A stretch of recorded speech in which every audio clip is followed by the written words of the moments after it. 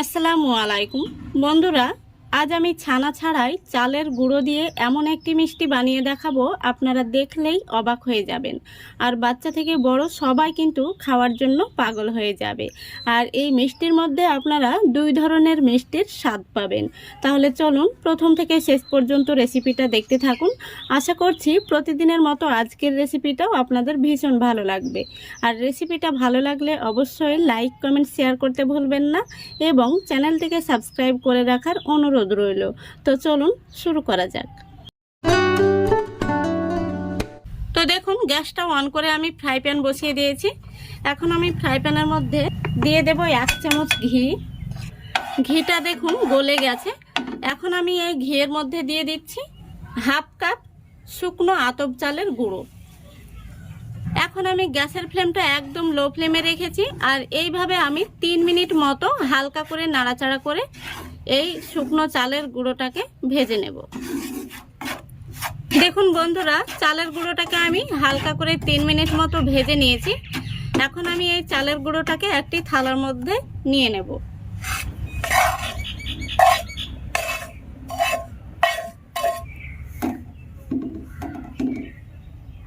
তো আবারও আমি ফ্রাই প্যানটা বসিয়ে দিয়েছি। তারপরে দিয়ে দিচ্ছি এখানে মেজারিং কাপ মেপে 1.5 কাপ জল।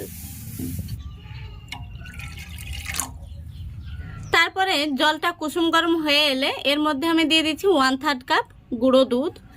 আর এই মিষ্টির মধ্যে গুঁড়ো দুধের পরিমাণটা একটু বেশি পরিমাণে দিলে মিষ্টিটা খেতে কিন্তু অসাধারণ হবে। গুঁড়ো দুধটা দেওয়ার পরে দেখুন খুব সুন্দরভাবে আমি মিশিয়ে নিয়েছি। এখন দুধটাকে আমি বলক তুলে নেব। এখন আমি এর মধ্যে দিয়ে দিচ্ছি সামান্য পরিমাণে লবণ। তারপরে দিয়ে দিচ্ছি হাফ কাপ চিনি। এখন আমি নেড়ে চেড়ে চিনিটাকে মিশিয়ে নিচ্ছি।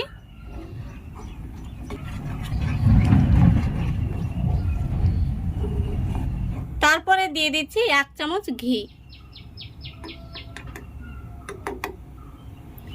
এই মিষ্টির মধ্যে যতটা ঘি দেওয়া যাবে ততই কিন্তু মিষ্টির স্বাদটা দ্বিগুণ বেড়ে যাবে। দেখুন দুধটা কিন্তু খুব সুন্দরভাবে বলক উঠে গেছে।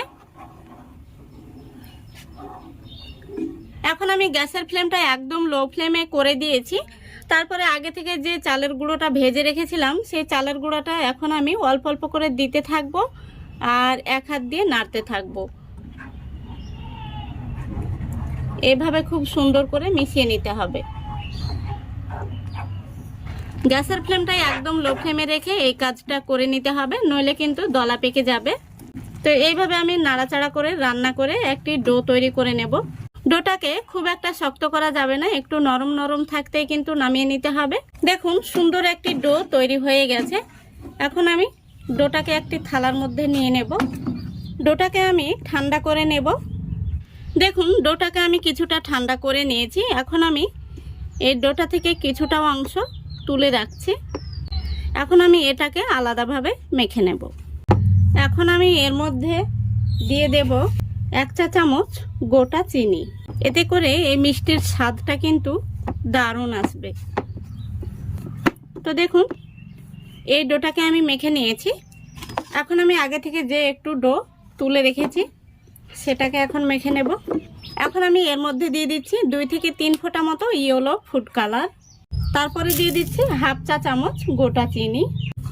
এবার আমি খুব ভালো করে এটাকেও মেখে নেব। বন্ধুরা এই মিষ্টিটা কিন্তু ছানা ছাড়াই বানানো যায় আর খেতেও কিন্তু অসাধারণ হয়। আমার রেসিপি ফলো করে আপনারা বাড়িতে বানিয়ে দেখবেন, ভীষণ ভালো লাগবে। দেখুন ফুড কালারটা দেওয়ার পরে আমি খুব ভালো করে মিশিয়ে নিয়েছি। এখন আমি এর মধ্যে দিয়ে দিচ্ছি 2 টেবিল চামচ গুঁড়ো দুধ। আমি আবারও খুব ভালো করে মেখে নিচ্ছি। দেখুন গুঁড়ো দুধটা দেওয়ার পরে আমি খুব ভালো করে মেখে নিয়েছি। এখন আমি হাতটা ধুয়ে পরিষ্কার করে নেব, তারপরে মিষ্টিগুলো তৈরি করে নেব। দেখুন এখন আমি হাতটা ধুয়ে সামান্য হাতে ঘি মেখে নিয়েছি।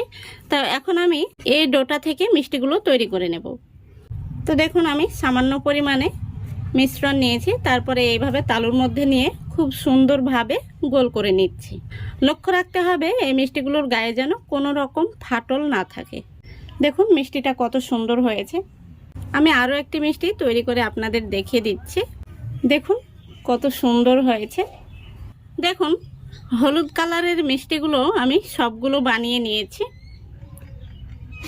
এখন আমি আগে থেকে যে ডোটা মেখে রেখেছিলাম এই ডোটাকে আমি আবারও হাত দিয়ে মেখে নিচ্ছি। তারপরে আবারও আমি এখান থেকে অল্প অল্প করে এই দেখুন ডো নেব আর মিষ্টিগুলো তৈরি করে নেব। তো আমি প্রথমত আপনাদের একটি মিষ্টি তৈরি করে দেখিয়ে দিচ্ছি। তালুর মধ্যে নিয়ে এইভাবে গোল করে নিতে হবে। তো দেখুন আমি গোল করে নিয়েছি। এখন আমি একটি আঙ্গুল দিয়ে এইভাবে মাঝখানটা দেখুন একটি বাটির মতো করে নিচ্ছি। তারপরে আগে থেকে আমি যে মিষ্টিগুলো তৈরি করে রেখেছি এই মিষ্টিগুলো আমি মাঝখানটায় দিয়ে দিচ্ছি। এবার এইভাবে দেখুন খুব ভালো করে কিন্তু এই মুখটাকে জয়েন্ট করে দিতে হবে। তারপরে আমি আবারও খুব ভালো করে গোল করে নিচ্ছি। লক্ষ্য রাখতে হবে মিষ্টির মধ্যে কোনো রকম যেন ফাটল না থাকে। দেখুন কত সুন্দর হয়েছে মিষ্টিটা, একটুও কিন্তু ফাটল নেই, খুবই সুন্দর হয়েছে। তো এইভাবে আমি সবগুলো মিষ্টি তৈরি করে নেব। দেখুন মিষ্টিটা কত সুন্দর হয়েছে। একইভাবে আমি সবগুলো মিষ্টি তৈরি করে নিয়েছি, দেখতে কত সুন্দর হয়েছে।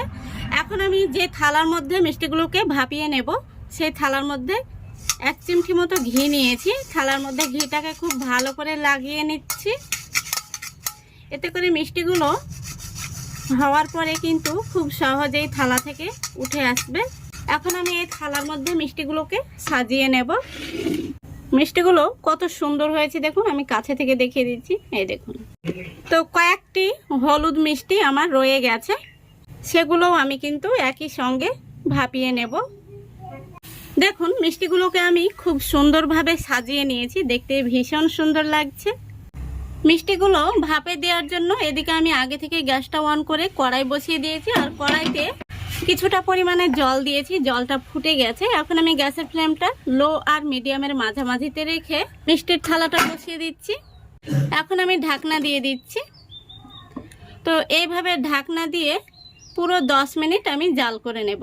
আর আগেই বলেছি আমি গ্যাসের ফ্লেমটা অবশ্যই লো আর মিডিয়ামের মাঝামাঝিতে রাখতে হবে। লো ফ্লেমে রাখলে 10 থেকে 12 মিনিট আপনারা জাল করে নেবেন, তাহলে কিন্তু খুব সুন্দরভাবে মিষ্টিগুলো হয়ে যাবে। তো ফিরে আসছি 10 মিনিট পর। দেখুন বন্ধুরা পুরো 10 মিনিট হয়ে গেছে আর মিষ্টিগুলো খুব সুন্দরভাবে কিন্তু সেদ্ধ হয়ে গেছে। দেখেই বুঝতে পারছেন মিষ্টিগুলো কতটা মোটা মোটা হয়ে গেছে। এখন আমি গ্যাসটা অফ করে দিচ্ছি। তারপরে মিষ্টির থালাটা নামিয়ে নেব। মিষ্টিগুলোকে আমি ঠান্ডা করে নেব, তারপরে আপনাদের দেখাচ্ছি। দেখুন বন্ধুরা মিষ্টিগুলোকে আমি ঠান্ডা করে নিয়েছি। এখন আমি এখানে নিয়েছি গুঁড়ো দুধ। এই গুঁড়ো দুধের উপরে মিষ্টিগুলোকে আমি কোট করে নেব। দেখুন কোট করার পরে মিষ্টিগুলো দেখতে কত সুন্দর লাগছে।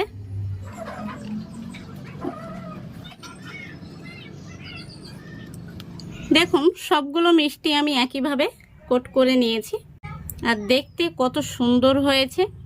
একই সঙ্গে আমি যে ছোট মিষ্টিগুলোকেও ভাপিয়ে নিয়েছি সেগুলোও আমি দেখতে ভালো লাগার জন্য সাজিয়ে দিচ্ছি। দেখুন বন্ধুরা মিষ্টিগুলো দেখতে কত সুন্দর হয়েছে। তো এই মিষ্টিগুলো দেখতে যতটা সুন্দর, খেতে কিন্তু ভীষণ মজা। আপনারা একবার হলেও বাড়িতে বানিয়ে দেখবেন, ভীষণই ভালো লাগে। মিষ্টিগুলো কতটা নরম হয়েছে দেখুন, একদম সফট হয়েছে। আমি আপনাদের কাছে থেকে দেখিয়ে দিচ্ছি, আশা করি দেখে আপনারা বুঝতে পারছেন। তো এখান থেকে আমি একটি মিষ্টি আপনাদের কেটেও দেখিয়ে দেব ভেতর থেকে কেমন হয়েছে। দেখুন মিষ্টিটা দেখতে কত সুন্দর হয়েছে। একটি মিষ্টির মধ্যে কিন্তু আপনারা 2 রকম মিষ্টির স্বাদ পাবেন। আমি আপনাদের আরও একটি মিষ্টি কেটে দেখিয়ে দিচ্ছি। এইভাবে সুতো দিয়ে কাটলে কিন্তু মিষ্টিগুলো খুব সুন্দরভাবে কাটা যায়। দেখুন কত সুন্দর হয়েছে। আশা করছি আজকের এই রেসিপিটা আপনাদের ভালো লেগেছে। ভালো লাগলে অবশ্যই লাইক কমেন্ট শেয়ার করে দেবেন এবং চ্যানেলটিকে সাবস্ক্রাইব করে অল নোটিফিকেশানটি অন করে সঙ্গে থাকবেন। আজকের মতো এখানেই বিদায় নিচ্ছি। সবাই ভালো থাকবেন, সুস্থ থাকবেন। খোদা হাফেজ।